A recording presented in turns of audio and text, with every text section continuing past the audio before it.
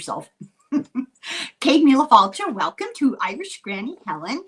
And I am absolutely thrilled and honored to welcome back returning guest, Paul Wallis.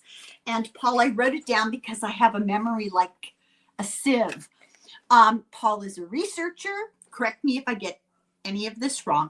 A researcher, a theologian, former Anglican deacon, a linguist. Archdeacon. Okay. So that's one down from a bishop. Ooh, I better behave myself. A linguist and an author of the book, many books, the Eden series. And we just finished doing this a couple of weeks ago. We would have had you sooner, but you were gone. And a TV producer. He's got a couple of different channels, The Fifth Kind and the Paul Wallis channel on YouTube. What did I leave out? Oh, I think that's a good starter. And thanks for having me, Helen. It's a pleasure to be back with you. I'm thrilled. I'm just delighted. You couldn't have come at a better time. First of all, Paul, what day is it? Oh, don't ask me that. It's Wednesday. It's Wednesday in the subtropics of Queensland. So we're somewhat in the future compared to a lot of your audience. Well, actually, I'm going to upload this tomorrow morning. So it actually will appear on our Wednesday, but we're talking on my Tuesday. And I have to tell you, it took me about 45 minutes to figure out what time we were going to talk, what day, what time, because why is it so confusing? It is confusing, these time zones, but it sounds like by the time this is going out, we'll all be on the same page. That's correct. And then in a week and a half, 2 weeks, we'll have daylight savings time. We'll be all messed up again. Just to make it interesting. So, Paul, this book is great. It's so interesting, and it's a natural extension of the previous book and the coming book. And this book, actually, as I was telling you off of recording, in a weird way, had like a Venn diagram intersection with the next book I'm preparing. I had no idea. So I have a question for you. It's a very broad question, and it's based on the premise of this other book and where it runs up against your book. So this is not a challenge. I'm legitimately terrified. Okay. So your theory is the idea of paleocontact. Do you want to do a quick explanation of that? Sure. Well, the word paleocontact means contact in the beginning, and it's a reference to the hypothesis that our ancestors had contact with other civilizations, with extraterrestrial visitors in our deep past. So paleocontact is that theory. That's nice and concise. I don't think I could have done it. I was shocked reading this book because I stumbled on the name of a city, and I went, wait a minute, where have I heard that before? And then I realized in the Eden Enigma, I heard it, and I started making connections. So the name of the city is Carchemish? Carchemish? Did I say it wrong? Carry on. Okay, so it's a Babylonian, old Babylonian city. It's where the Babylonians fought with the Egyptians. And then Nineveh, you talk about them in the same context.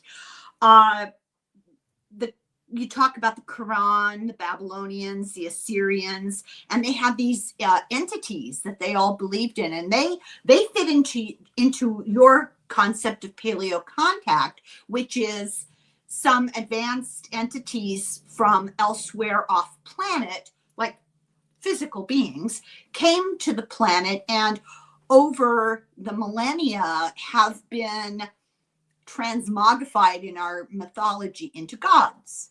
You know, these are the gods of the Bible, the gods of lore and mythology all around the world. So hard to summarize this. This book is about a group, and it's legitimate. There's documentation from the Freedom of Information Act, a group within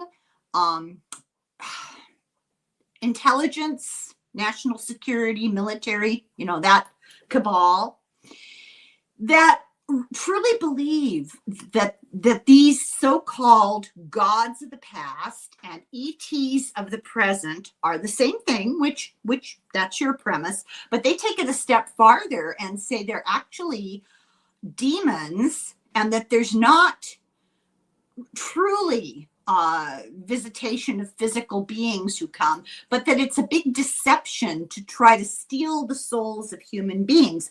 They talk about them as hybrids like the Nephilim. They talk about them as pretending to give us gifts, pretending to advance civilization, but they have a very long-term, more nefarious goal. They're more related to the trickster spirits. And Jacques Vallée talks about the fairies, in Passport to Magonia.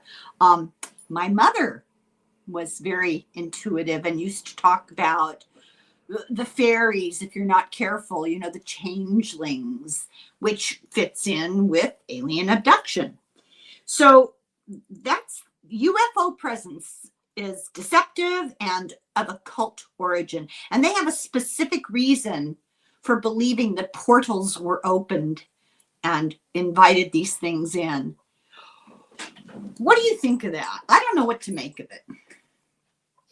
Well, I haven't read Nick Redfern's book, so I can just respond to some themes in what you shared, Helen. Mm-hmm. Mm-hmm. And probably the start point is to say that my work really focuses on ancestral narratives, Mm-hmm. indigenous story, folklore, including ancient texts such as those of the Bible and of the source narratives from ancient Mesopotamia. And if I go there, then the worldview I find, which repeats in cultures all around the world, is that we live in a soup of company, that we are surrounded by all kinds of diverse entities, some very much three-dimensional or four-dimensional beings like you and me. They're flesh and bone. Some are very, very similar to us. Some are more different, but they're still physical. And then we've got non-physical, energy-based entities. And then we've got entities that seem to operate trans-dimensionally. We've got stories of that kind of being coming here in the deep past and then getting trapped in our 4D world. And they've been part of the human story since the beginning, a covert layer of story. So all this stuff is going on. So there's quite a lot to disentangle from those stories. But to summarize by saying we live in a soup of company is a good start point. As for demonic, it's a very loaded word, of course. It is essentially a religious word. Right. And I think we need to name some of the religious associations of that word, which are sort of anti-God, anti-righteousness. And that's not the lens through which I view the universe. I reject a lot of the church's dogmatic approaches to things that creates lenses like this that are not really based in ancestral wisdom. They're not really based even on what's in the Bible. But I find that a lot of people contact me who do view the universe through those lenses, and it leads them to the conclusion that planet Earth is populated by birds, reptiles, mammals, human beings, but every other planet in the universe is populated by anti-God, anti-righteousness demons. And Really? I find that view absurd. Yeah. It's an absurd view of the universe, and it's also an absurd view of the Bible. The Bible does not teach that. And how can we possibly have an intelligent relationship with our soup of company if that's the lens through which we view everything? Because it then says everything intelligent and non-human is evil and is against us and is against our religion. This is utter nonsense. So I would refute that from the get-go. Glad to hear you say that. Having said that, I need to explain what my grid for the darker side of the story is. Okay. And that would be to compare perhaps our relationships on this planet from nation to nation, that we can have friendly relationships with other nations, we can have alliances with other nations, but sometimes we invade other nations and exploit them and enslave their people.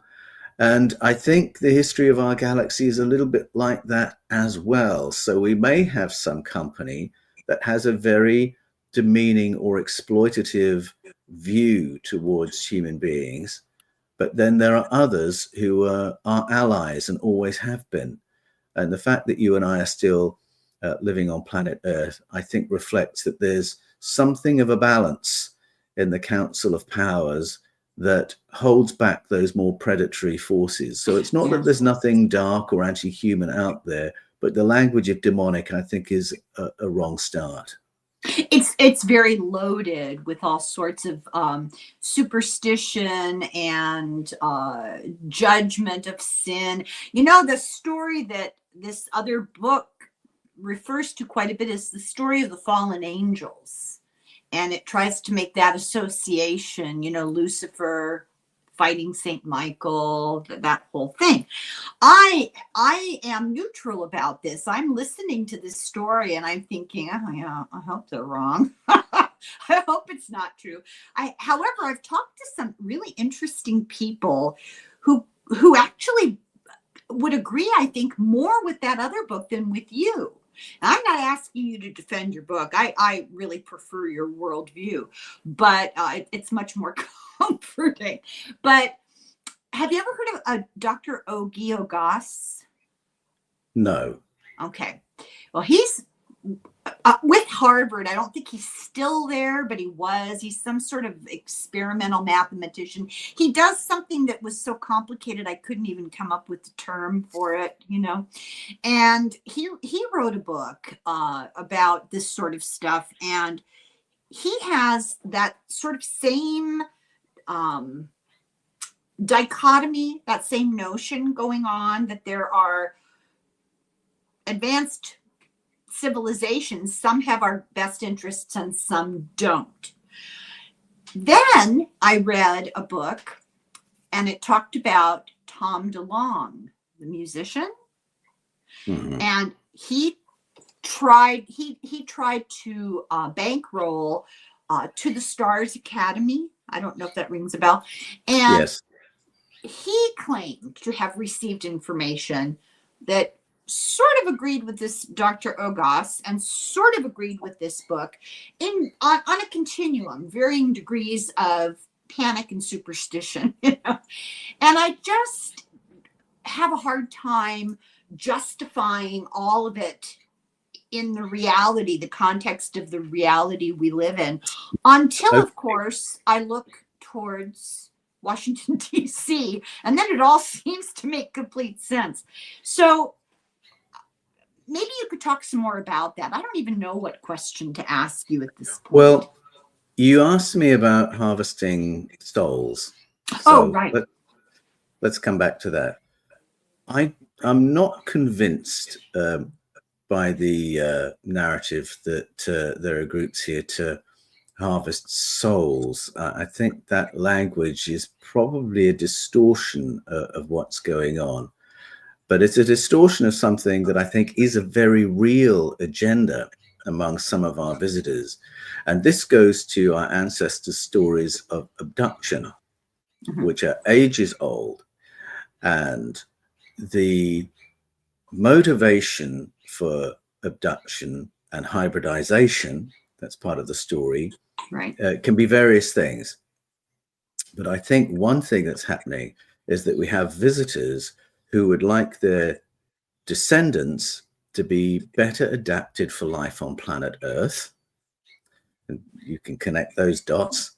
Correct. And they would also like their descendants to have a more robust, colorful, and enjoyable experience of life.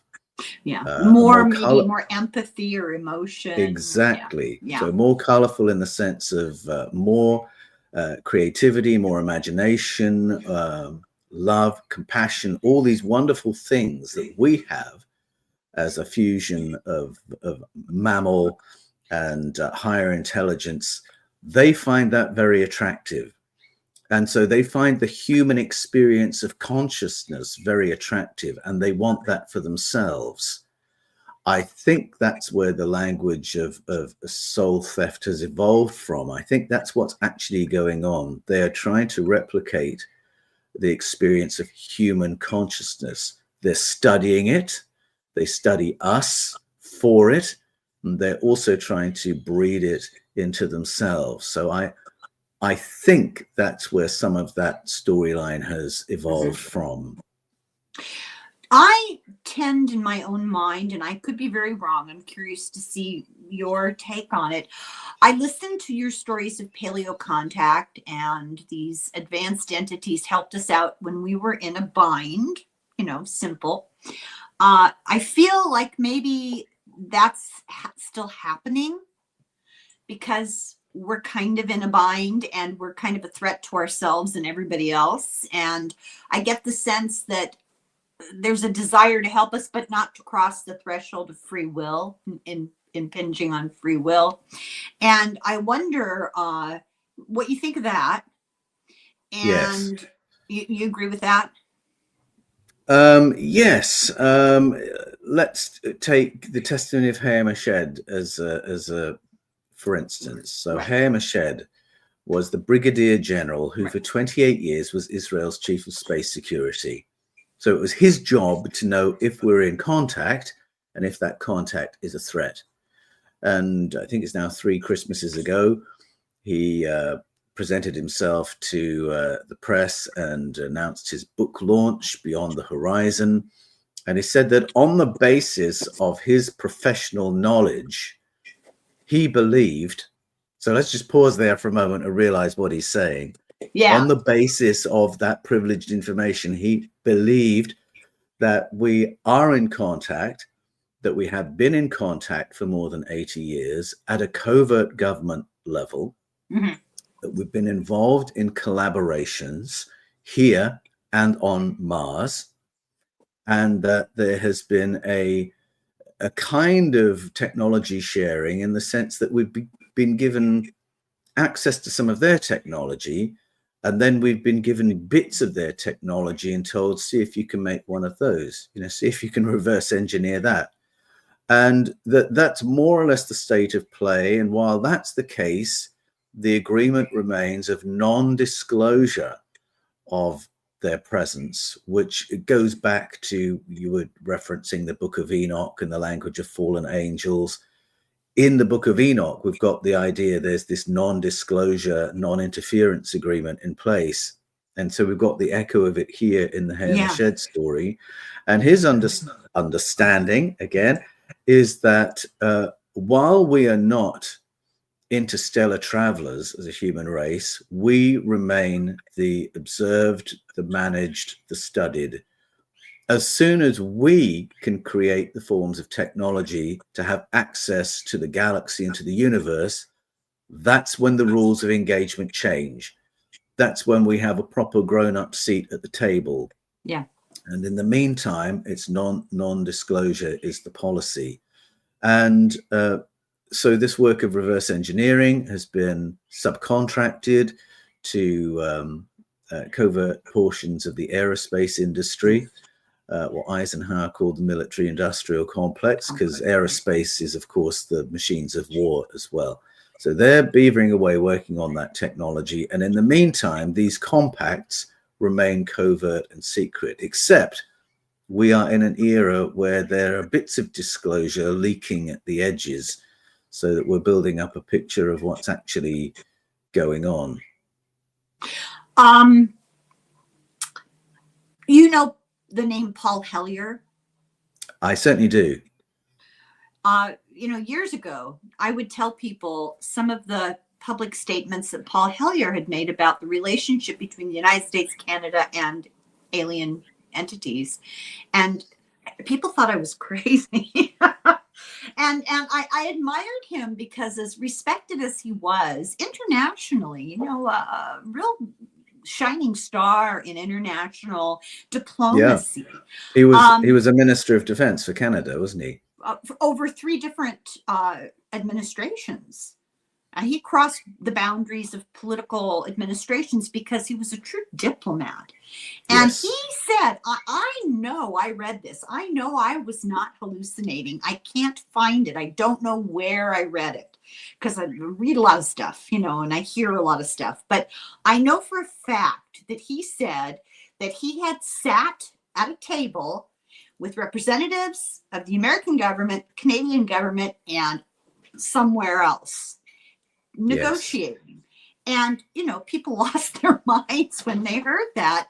Nobody believes me, but he said it. I know he said it. Edgar Yes. Mitchell talked about the same sort of thing. Yes, he And did. sorry, go ahead. Oh, well, I'm just going to point out that Paul Hellyer is one of a cadre of people who spoke, very credible people who have spoken about current contact and what that means, what that looks like.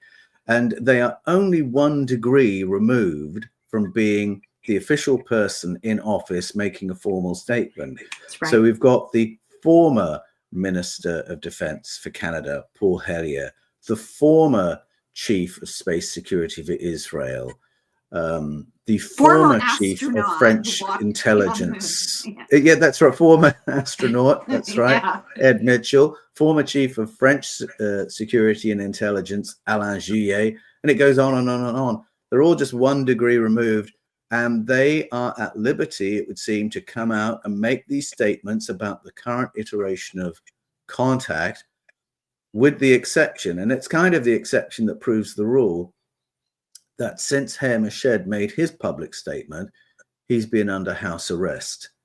And I would suggest that actually adds credibility to what he had to share. Yeah, yeah. Do you remember a while back, I don't know, maybe 20 years ago, the French military, and I don't know his position, I want to say he was in charge of the military, or at least the Air Force in France, called a public TV press conference, had televisions set up, showed radar from the inside of fighter planes, radar from ground control, showed video of what the airplanes that were chasing these things saw in the sky, played the conversations between the air and the ground about what was going on, and their Top Gun pilots were chasing something. And he came on nationwide, well, it was all over Europe. I saw it, so and talked about this quite openly. China had an office dedicated to these sorts of sightings and discussions and investigated them. Now, who knows what happened there, because you can't find anything out about China. But I want to say somewhere in the Middle East, like Iraq or Iran or Syria, so it's problematic, but one of those countries, the same thing. Their top fighter pilots have stories to tell. Lou Elizondo, who worked with Aero, the American, yes, whatever the acronym stands for, he said something really interesting that came to my mind after reading this other book and putting it together with your series. He said there is a subgroup within the U.S. military, within the group in the U.S. military that knows this is all true.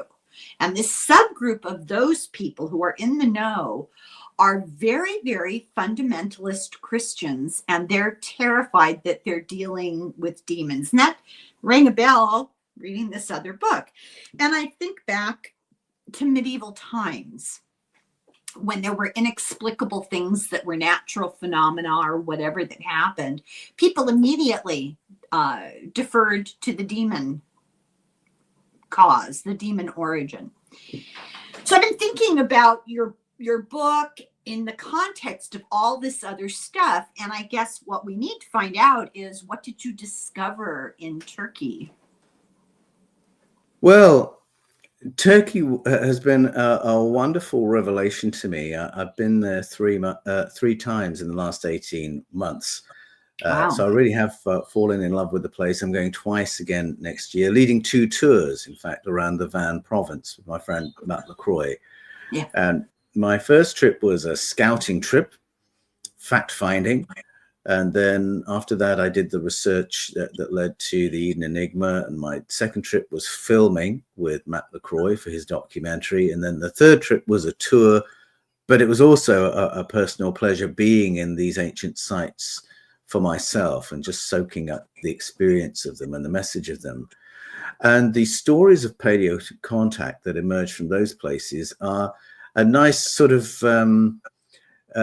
counterweight to the stories we've just been sharing, which are, people are worried today about what contact might mean. Yeah, sure they are. Yeah. They're worried about who we're in contact with.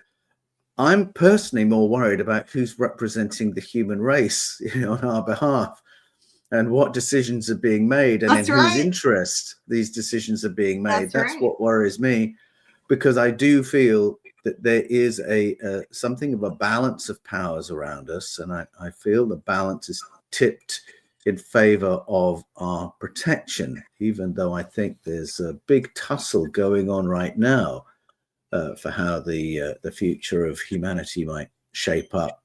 So when we look at the present, it can be scary. People do get scared for all the reasons that you've mentioned, Helen. But when we go to Turkey, and when we look at the stories that have been left behind in cuneiform inscriptions that are thousands of years old, and in symbols carved into basalt, also thousands of years old, telling stories that are thousands of years older still, the stories of contact that emerge there are positive ones.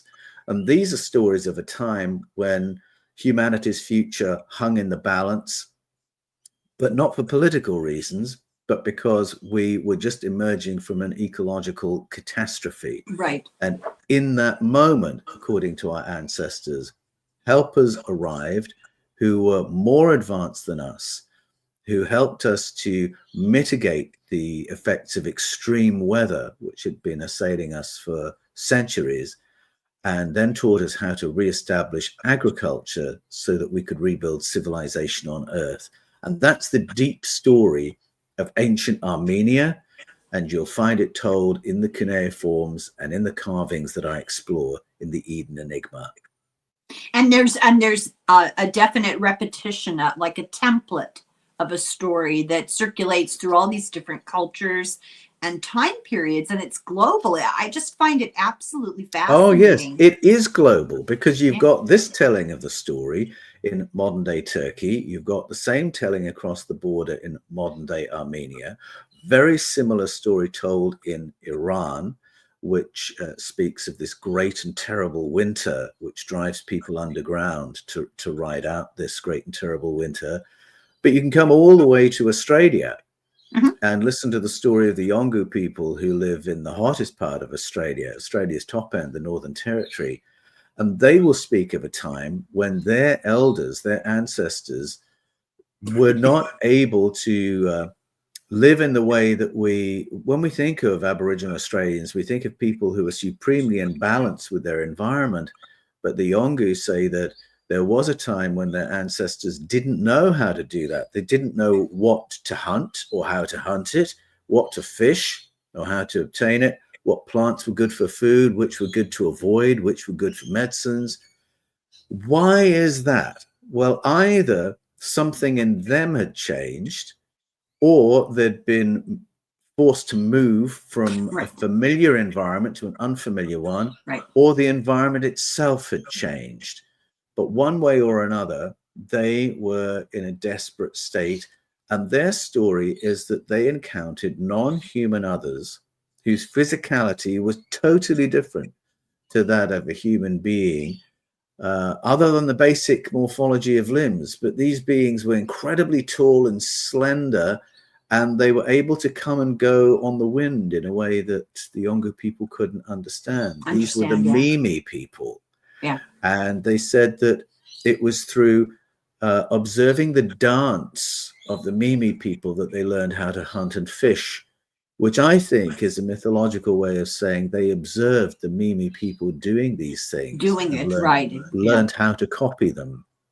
Well, so like those figures etched in the Haldi depictions, and your explanation struck me as it resonated with me with the pine cone and the basket thing. It looked Yes. very much like somebody who was dipping, and you were talking about pollinating trees. Yes, that's right. Made a ton So of sense. Yeah. in the ancient telling of the story from ancient Armenia, the assistance that our ancestors were given was to get agriculture rolling again through learning to hand pollinate and cross pollinate. So they've been through this ecological catastrophe that means they can't get their crops to grow anymore. Nothing is flowering and fruiting. They're not having any harvests. And it's very possible that after this, 1,200 year period, this great and terrible winter, they simply didn't have the bees I love to that story. do this work for Yeah. them. And so you've got to do it for yourself. You've got to bring strains of plants that are thriving elsewhere, bring it into the new environment, and then hand pollinate and cross pollinate to create new strains that can thrive where you're living in this post ice age environment. And that's the story that is told in terms of answering the question, what was the contribution of these advanced others? So when we hear the Urartian people, for instance, talk about Haldi and Arubani and Shivini and Teshaba and all the others, what was it they did for us? Well, they gave us the gift of agriculture. And then the pictures show us how. They show them with this little device here and this little bucket here, this handbag here. And in the more precise art that you can find in Armenia, and if you go down into modern day Iran, you can see exactly what they're doing. They are hand pollinating these plants. And now, of course, we understand why that would be necessary. Well, the same stories exist in North America. Native Americans, many of the different tribes of North America have very similar story of the Star people who brought them agriculture, and the Dogon people, and is it Ghana? The people of Ghana is similar. It's just remarkable. So the Dogon people are really interesting because they talk about where the helpers came from.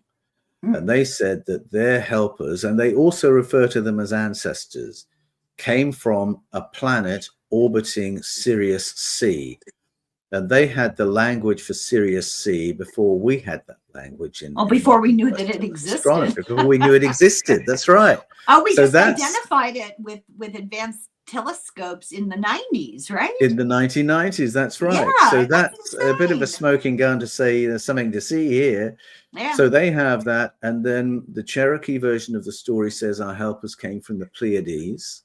And I find the Pleiades echo in narratives all around the world as the source of ancient helpers, allies in high places.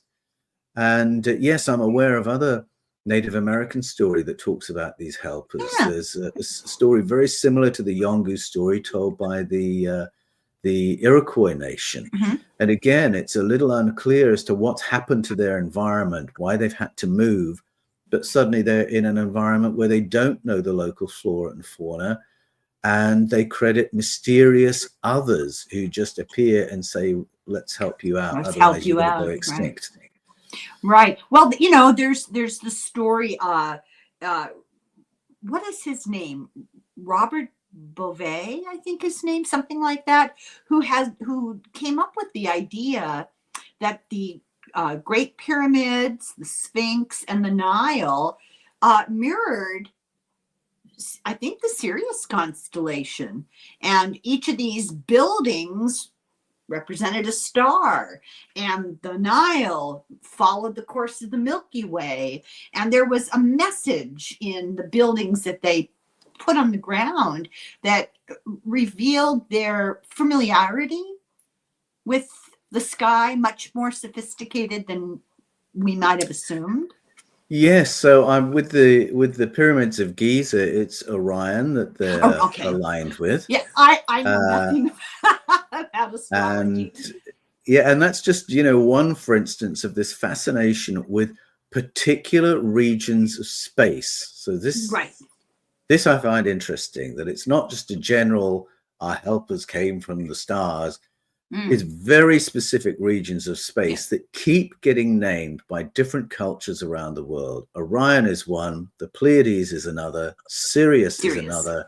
Right. And then if you go into Armenia, you can find what, and this is mainstream archaeologists are saying this in Armenia, that they have found at Karahunj the remains of an ancient space observatory that's trained on Cygnus. Yeah. And so what they have is viewfinders that have been created to allow people to observe Cygnus. And they believe that these viewing stations were first created about 12,000 years ago, and then were repaired about 8,000 years ago. So that's a very long-standing interest in that particular region of space. And it's just my speculation. I don't have any proof for this, but I think it fits with the Orion, Pleiades, and Sirius stories that there was an expectation. Our helpers came from there. Let's keep an eye on that place. No, I think that's logical. I think it would be irresponsible to ignore that.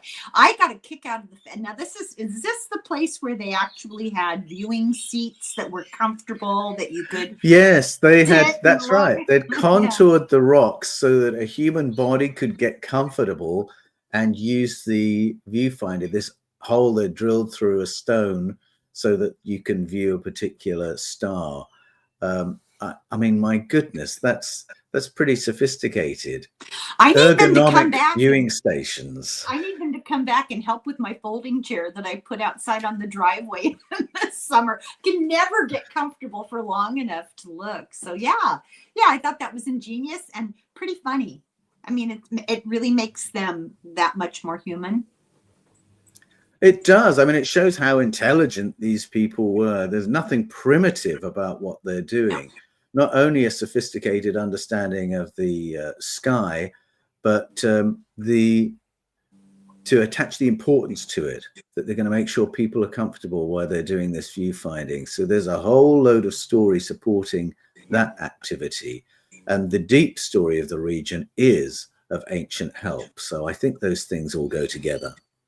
Well, we have a lot of arrogance, you know. We seem to think the assumption is that if somebody lived a long time ago, they were incrementally more stupid than we are, which is a tragic misconception, and it gives people no credit for using their ingenuity and their brains just because.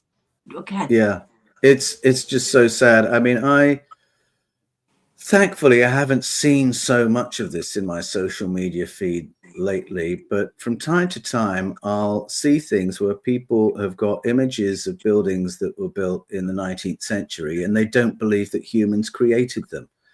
I mean, that's how programmed people are with this idea of we're clever, our ancestors were stupid. But I mean, you can go back to ancient Greece and to ancient Rome and look at the buildings they created. AD? Yes, I know. This is, I'm sorry to say, this is the failure of education in countries around the world, where people can view things that are all part of our continuous, unbroken history of our own civilization and fail to recognize it and say there's no way we could have built that, you know, in the 1800s. Or they'll look at a medieval spire of a cathedral. Oh, there's no way humans could have done that. Well, humans did do it.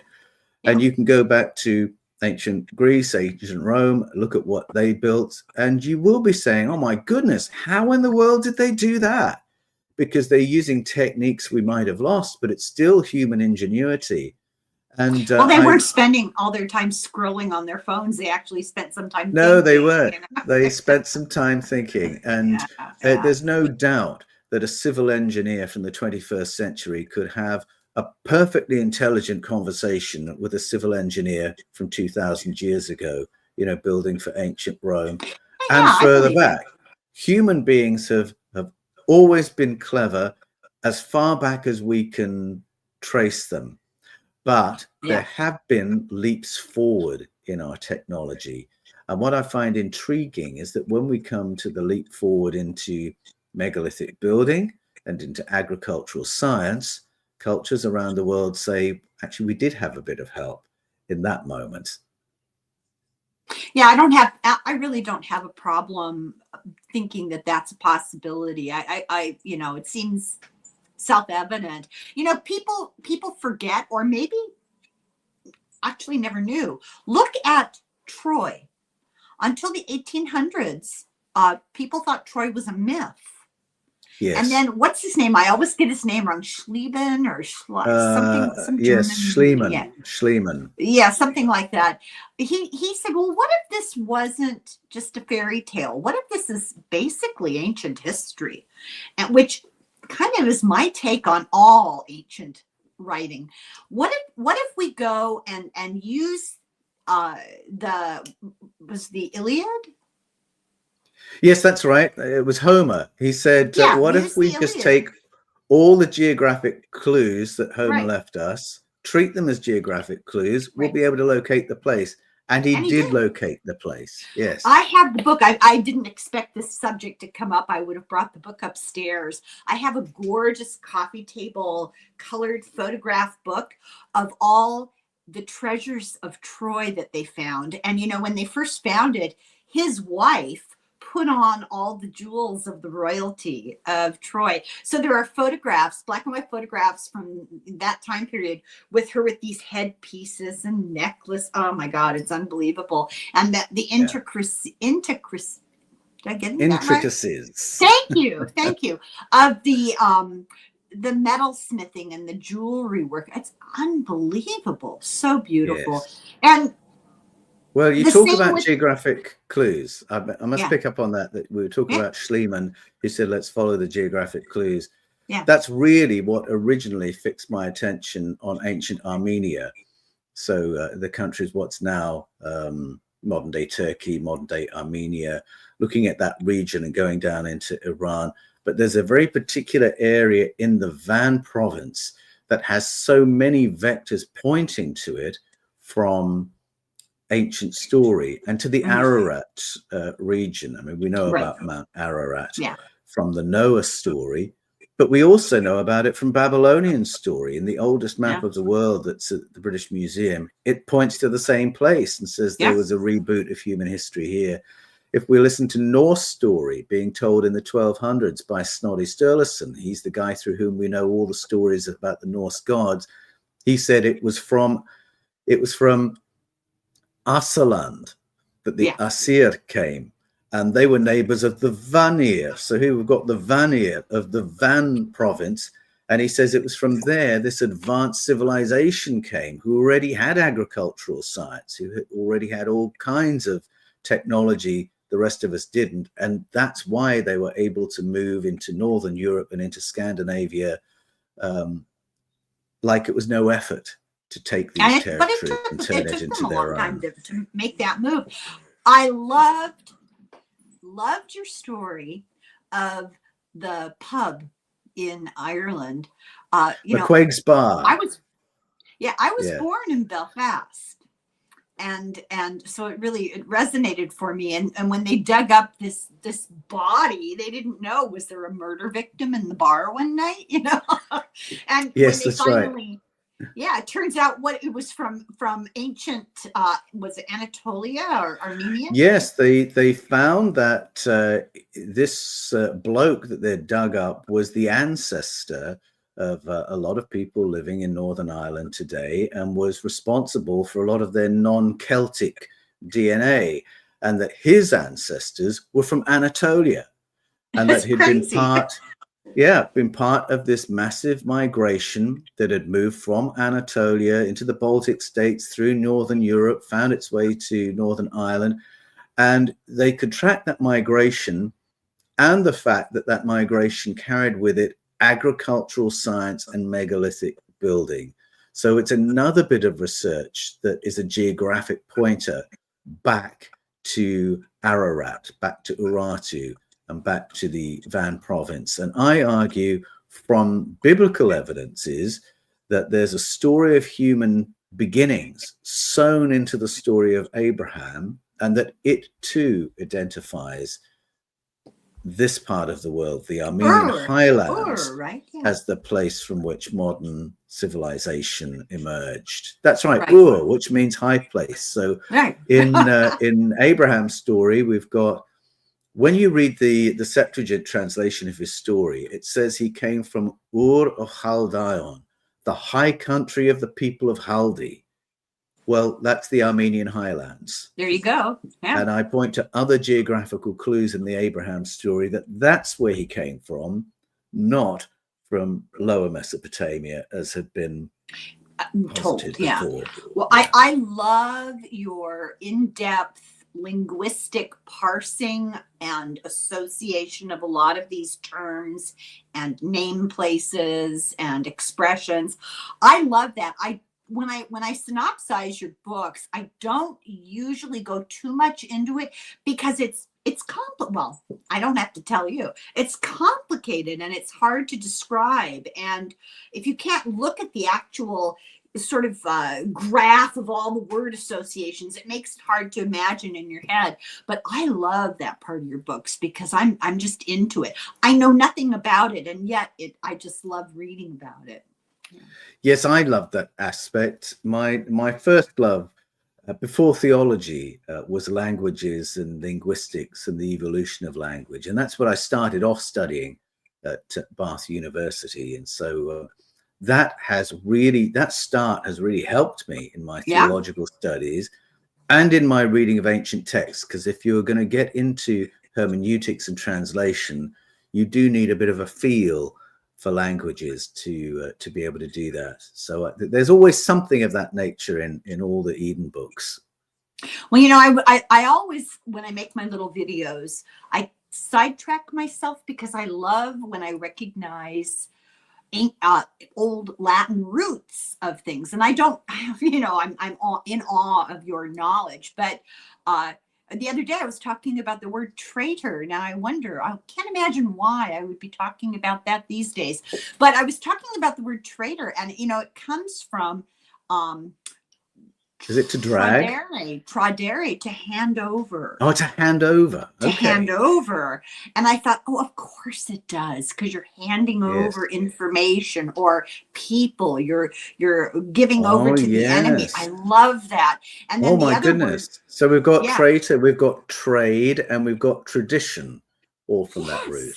And tradition is what you hand over to the next generation. Yeah, they morph, and the meaning is mitigated. It's softened, and if you really go back to the original, it tells you exactly what it means. Exactly. Yes. I love that, because I'm a complete nerd, and I really appreciate the work that you do for that very reason, fellow nerds. You know, what can I say? That's great stuff. So let me think a second. There was one other question that I had for you. Well, what's next? You said you're going to be making this movie, right? Well, yes, I'm pulling together the talent necessary to put together a documentary that would take us around the world. So to Scotland, to get into the story of Robert Kirk. Who was he? Why was he killed? What information was he surfacing? Go to Ghana, the land of my fathers on my father's side, and find out this narrative of non-human company that's thousands of years old, that goes back to what we were talking about before, abduction, hybridization. Go from there to Guatemala, which is an amazing case study in the suppression and recovery of ancient story of non-human others. Go from there to Turin to spend time with Marabellino to discover this is all in the Bible, it's all in the words. And then go from there to Armenia and say it's all in the art and it's all in the carvings left behind here. And then we come back to Australia. We get into that Yolngu story of the Mimi who helped us in the deep past when we were about to go extinct, and then tie it all together and show that actually you could fly all around the planet. It doesn't matter where you land, where you put down. Talk to the locals, get into the folklore, and you'll find the same ancient story will emerge, a story that says we've never been alone. We've always had help. We've always been a curated planet and a curated species. We have friends in high places. And that's that's the encouraging take home that this documentary will have. So I'm pulling together the backers, producers, film crew, editors, all the people who are going to make this happen. And the plan is to be filming that next year. Do you need somebody to carry your bags? I may do. Well, I'm not a good candidate. I'd love to go if I were. It'll be a fun trip. I can guarantee you that. It'd be very fun. You know, I think that a lot of this stuff is buried in our DNA, epigenetics. It's in our subconscious. It's on our unconscious. Yes. I don't know. It's somewhere that we don't access on a conscious level, but it keeps shoving its way out and making us wake up. I mean, a poor example, but an example nevertheless. The movie E.T., the movie Close Encounters. It keeps rising up and trying to present itself, and we keep trying to shove it away. We keep retelling the stories, and I find certainly people who contact me for coaching, or when I should mention Ancient Knowledge Academy is a new thing as well. It's an online learning community I've just set up. So people can pay a subscription and become part of a real online community where we get to know each other and we go on a learning journey together. And I've done that because the demand for one-on-one coaching just became overwhelming, and I realized I'm going to have to do group work instead. But in all the people who contacted me for coaching and those who are coming into the academy, they tell me that when they have discovered my work, talking about these stories of contact, there's been a feeling of recognition and relief. Validation. And I do think that relates to our genetic memory of things. So it can be their own intellectual journey that, oh, thank goodness somebody else thinks this. I'm not crazy. I'm not the only one who thinks this. But at a deep, visceral body level, oh, finally, this is being spoken. Correct. And I think that is our genetic memory. All the time. I hear that from people, depending on what I cover, you know, what I talk about. People will say, oh, it's such a relief to know that other people, maybe 5 other people in the world talk about this, but at least somebody else does. It's Ancient Academy, what's the name? AncientKnowledgeAcademy.com. Okay, I'll put that in the description. Yeah. Great. Because that sounds wonderful. It sounds it's so great good. Fun. It's exciting. Yeah.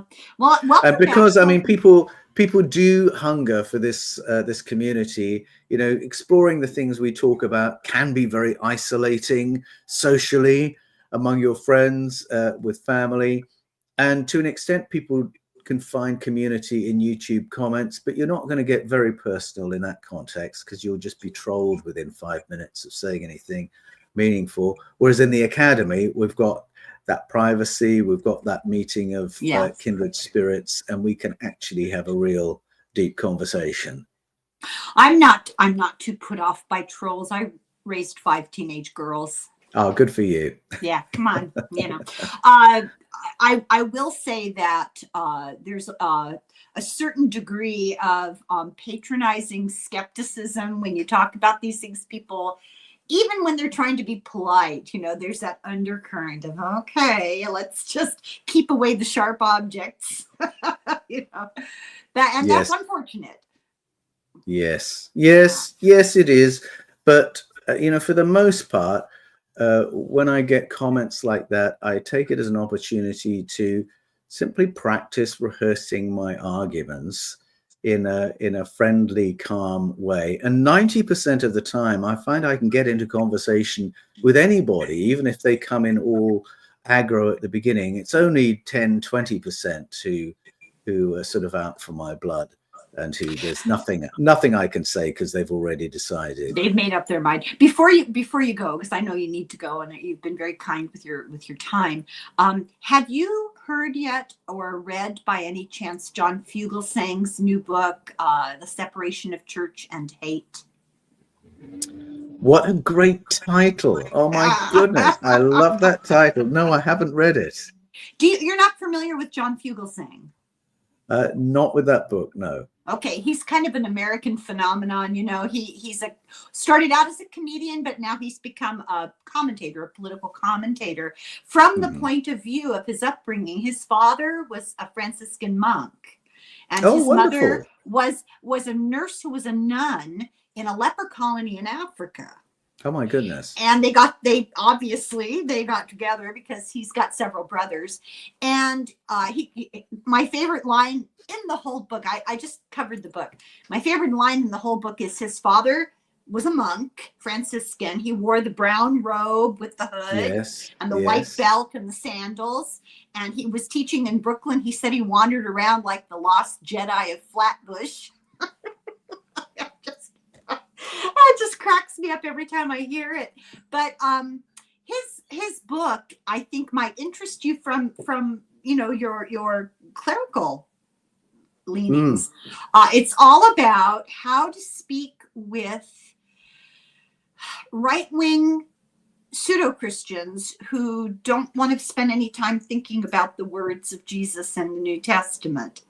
And as somebody who's very, very familiar with that because he was raised with it, he's able to have this very civil, aggressive conversation with people.